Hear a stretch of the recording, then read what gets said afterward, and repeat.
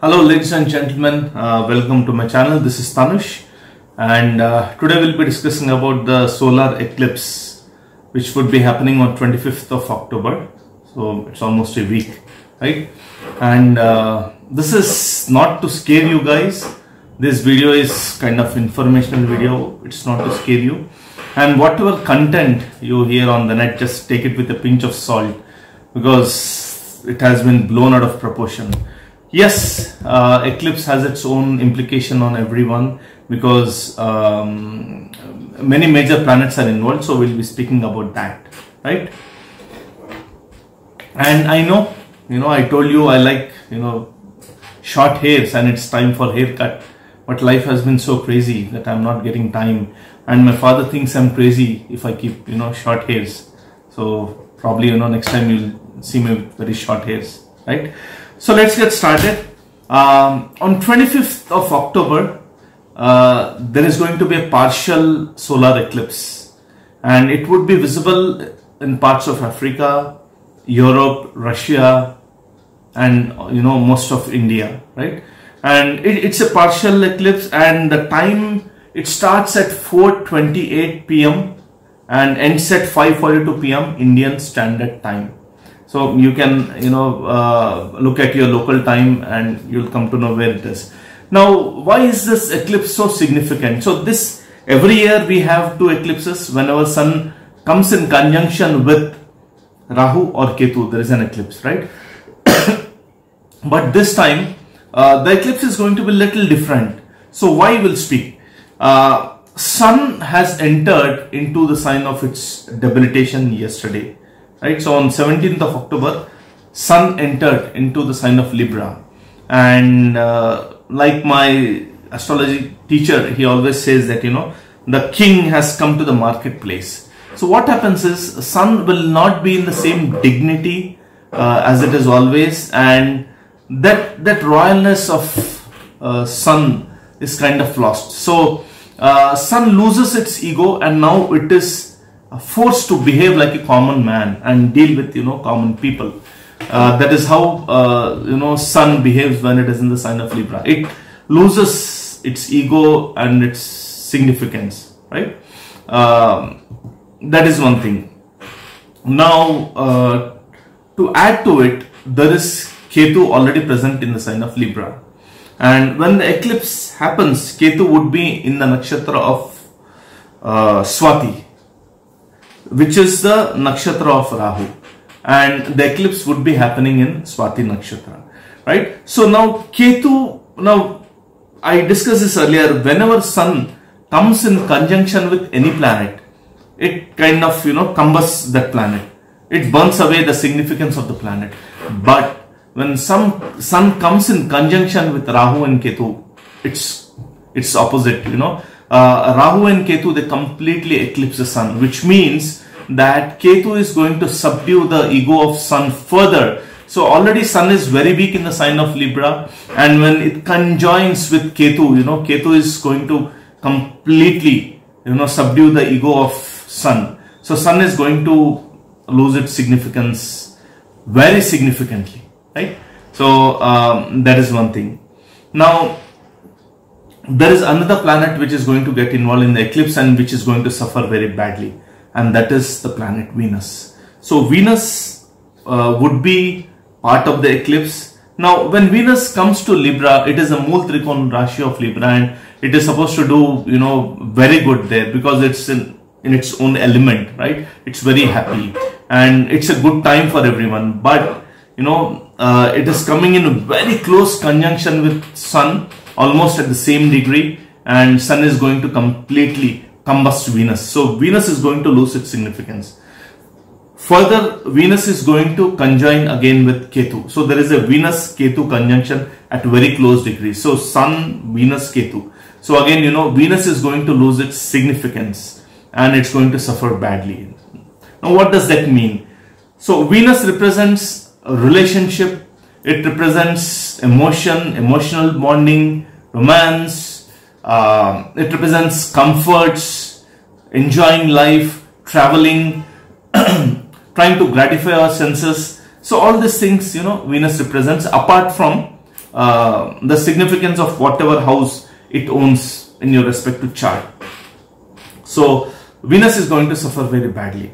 Now, I mean, I don't want to mention this, but you know, some people might say that Venus is actually doing the Nich Bhang of Sun, meaning Venus is actually pulling out Sun from the position of debilitation. But that doesn't happen, because when Sun combusts with any other planet except for Rahu and Ketu, Sun completely burns, you know, that planet. So the significance of the planet is lost.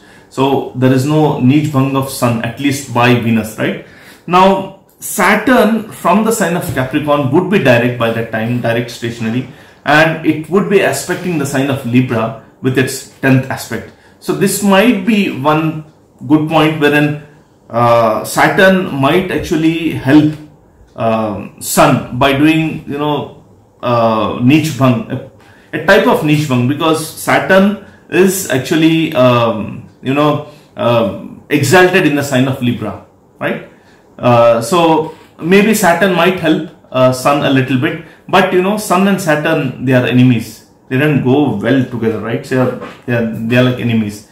So Sun and Venus, they are badly affected. Now obviously Moon is also part of the eclipse, right?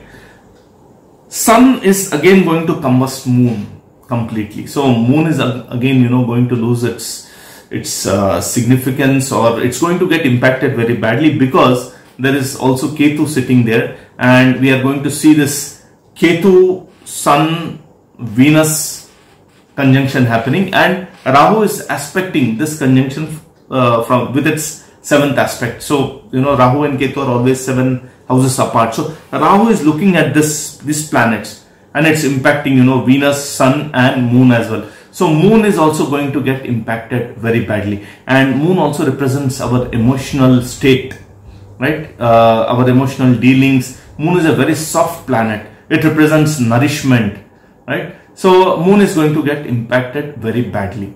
Now the sign of Libra is obviously going to get impacted, right? So Libra or Tula Rashi is also going to get impacted. Now, what does Tula Rashi or the sign of Libra represents? It is the natural 7th house in the Kal Chakra Kundali. So what it represents is, it represents relationship. It represents, you know, partnership, marriage, right? And we can see this eclipse and conjunction impacting, you know, for many people on this front. So you know, there would be disturbances in marriage, there would be disturbances in relationship, and if at all, you know, somehow your Aries ascendant or your Libra ascendant, or somehow, you know, Libra is involved in your marriage, and your marriage, or you know, whatever, it's just fixed, then you have to be very careful, you know, just to be calm during this time, so that this time goes away, right? It will pass away, and you know, there wouldn't be any impact. Otherwise, if you react to different situations, then obviously there is going to be a severe impact, you know.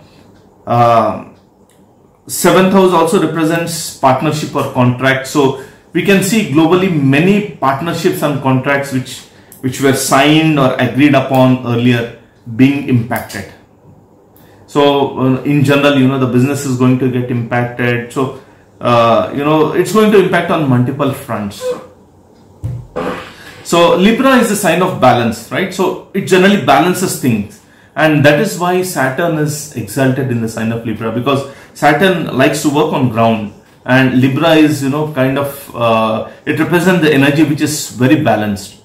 So you know, that balance is actually almost would be impacted by this conjunction and eclipse happening in the sign of Libra. So Libra is going to get impacted, right? Who others are going to get impacted is people who have, you know, Moon in the sign of Libra. So Libra Moon people are going to get impacted. Libra ascendant people are going to get impacted, and people who have Moon in the 3 nakshatras of Libra, which means Chitra, Swati and Vishaka. So if you have Moon in one of these 3 nakshatras, then you are going to get impacted, because there is very close proximity, right?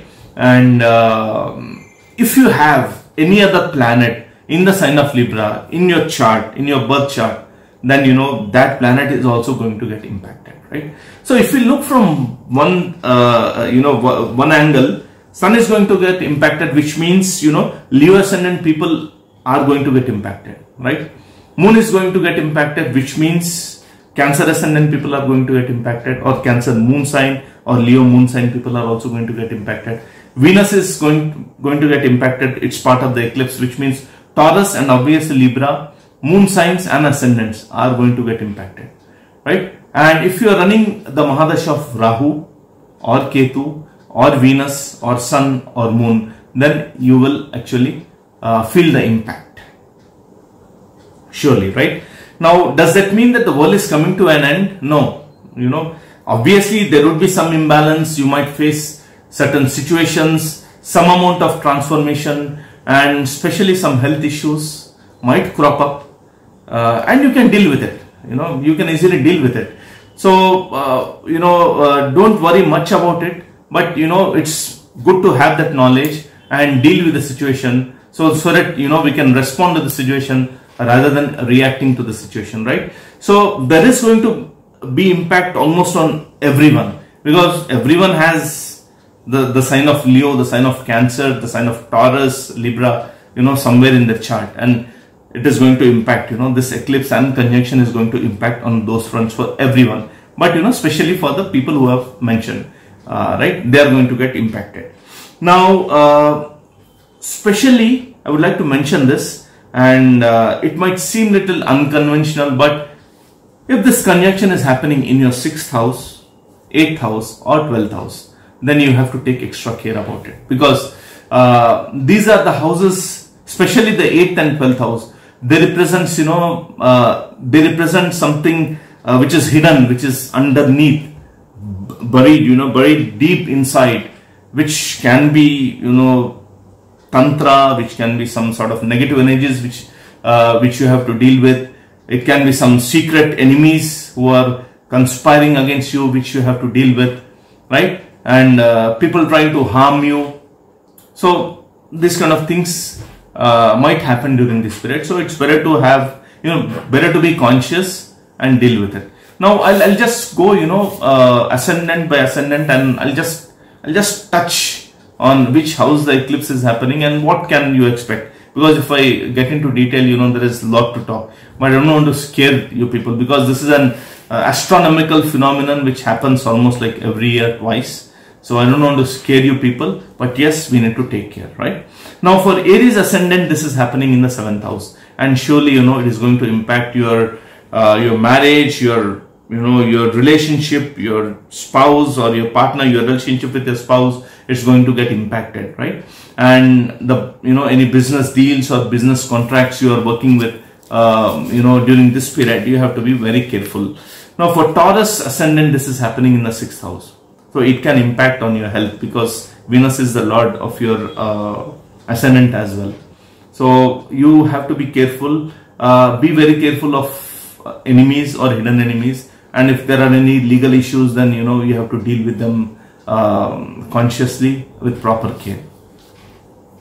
Gemini, this is happening in the 5th house, so there would be a variety of ideas which might come to you during this period, and you will be kind of confused which direction should I go, and then it's like I don't know where to go. So that is going to happen. So you can actually keep that in mind, what kind of ideas are cropping up, and after the eclipse probably you can actually revisit those ideas and check if they are relevant, right? So and you might have to actually worry a little bit about your children. So nothing serious again, but some small health issues, or they might go through some situation which might cause anxiety to you. So it will impact on that front.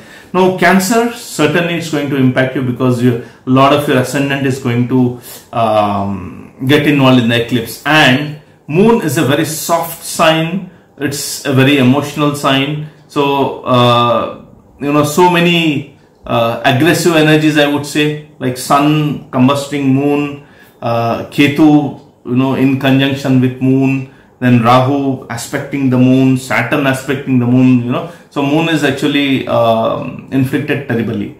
So this might give you some health issues for sure, and you might be disturbed mentally. Maybe you might be worried about health of your mother as well.